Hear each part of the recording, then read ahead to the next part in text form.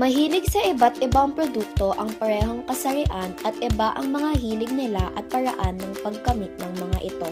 Malaki ang kontribusyon ng kasarian sa pag-uugali ng mga mamimili dahil magkakaiba ang mga gusto, pangangailangan at paraan na pamumuhay na nagpuhugis ng ugali at gusto ng mga mamimili.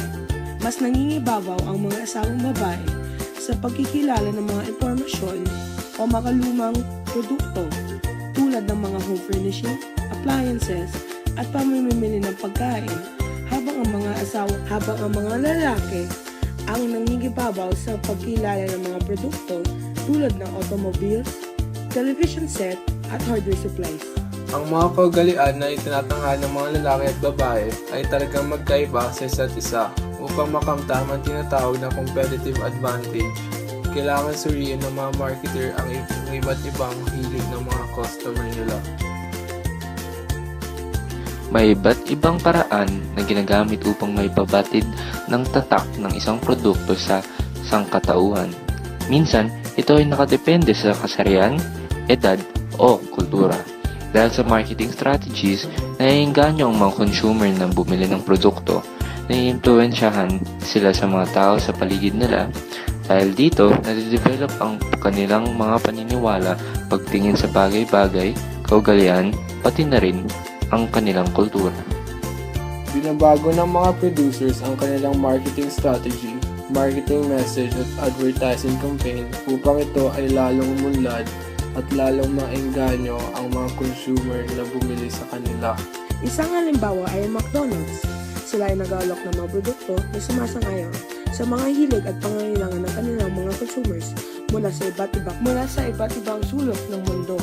Sa Denmark, nag-aalok sila ng chili cheese balls, bagel burger naman sa France, at chicken masala sandwich sa India. Ating palawakin ang kaalaman natin sa kultura ng mga lumad. Sila ay mga katutubong pinapaalis sa lupang kanilang tinitirahan at minsan ay pinapatuloy na lamang sila sa mga tahanang inalalaan para sa kanila.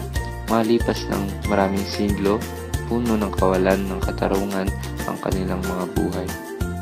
Ang Kalumaran, isang kompederasyon ng mga katutubong naninirahan sa Mindanao, ay nananakot sa mga lumad sa pamamagitan ng pag-atake, pagpatay, pag-aresto, panggulo, zoning at pag-aalipista.